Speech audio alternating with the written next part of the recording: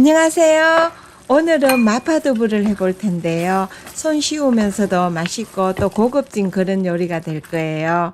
먼저 두부를 한번 썰어 보도록 할게요. 작은 깍둑썰기를 할 거라서 중간에 반을 이렇게 가른 다음에 자르면 좀 더 수월할 것 같죠?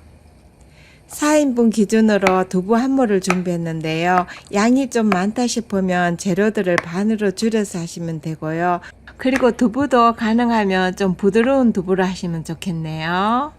이 두부는 채식인들에게 아주 좋은 단백질 공급원이 되어주는데요. 두부를 이용한 요리가 여러 가지 있지만은 특별히 이 마파두부는 좀 슴슴하게 해놓으면은 밥 대신 먹을 수 있는 아주 그런 맛있고도 영양이 풍부한 그런 메뉴가 될 것 같아요. 양파는 반 개 정도 준비했고요. 요것도 잘게 썰어 주시면 되겠어요.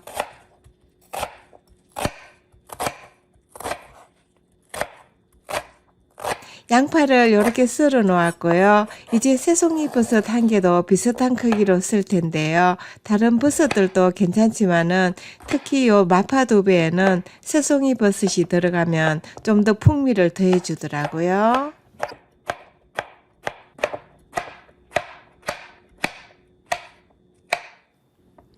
홍고추 한 개는 선택사항이긴 한데요. 한 개 정도 잘게 썰어 놓으면 약간의 칼칼한 맛을 내어주죠. 자, 이제 재료가 다 준비되었고요. 스톱으로 옮겨서 조리해 볼게요. 팬을 중약불에 달궈 놓았는데요. 올리브유 한 큰술을 넣어주세요. 양파를 넣고 맛있는 향이 날 때까지 볶을 텐데요. 양파 잠깐 볶다가 다진 마늘 한 큰술을 넣고 같이 볶아주세요. 네, 군침을 돌게 하는 향이 올라오는데요. 요때 버섯을 넣어주고요.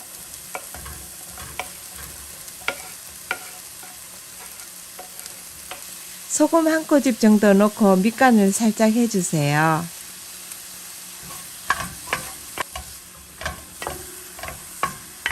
한 30초 정도 볶았는데요. 생수 한 컵 250ml를 넣어주시고요.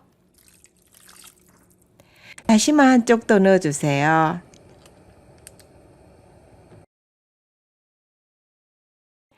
양념으로는 3가지가 들어가는데요. 된장 한 큰술 수북이 넣고요.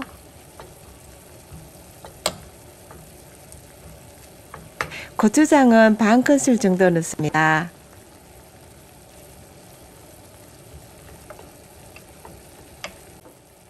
아미노 간장 한 큰술 넣어주고요. 이렇게 골고루 섞은 다음에 뚜껑을 닫고 한 소끔만 끓여주세요.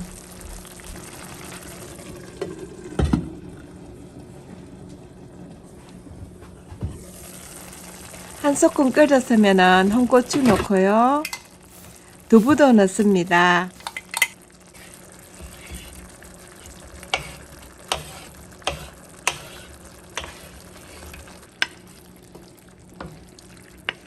네, 그리고 요거는 익힌 냉동 완두콩인데요. 반컵 정도 넣도록 할게요.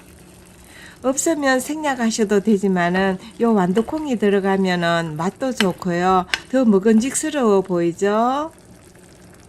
마파두부는 따끈따끈할 때 먹는 게 제맛이잖아요. 그래서 두부랑 완두콩을 넣고는 한 소끔 끓여주세요.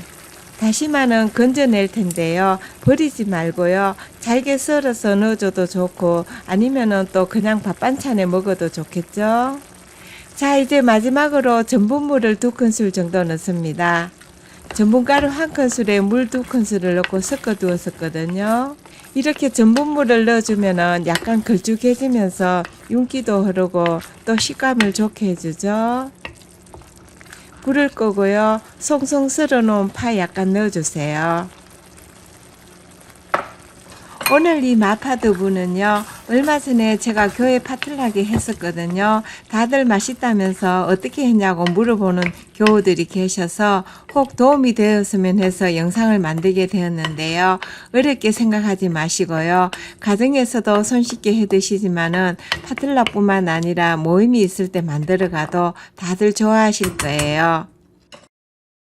양념도 우리가 집에 있는 된장, 고추장, 간장으로 이렇게 하잖아요. 쉬우면서도 맛도 좋고 또한 고급스러워서 인기가 좋을 거예요.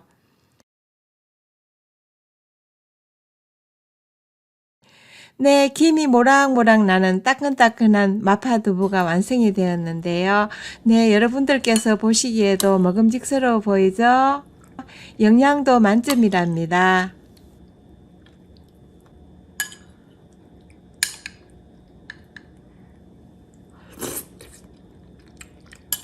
네, 쫄깃한 식감의 버섯과 부드러운 두부, 달큰한 완두가 어우러진 정말 100점짜리 마파두부예요. 오늘 또 함께 해주셔서 감사드리고요. 다음 시간에 또 다른 맛난 요리로 함께 하겠습니다. 안녕히 계세요.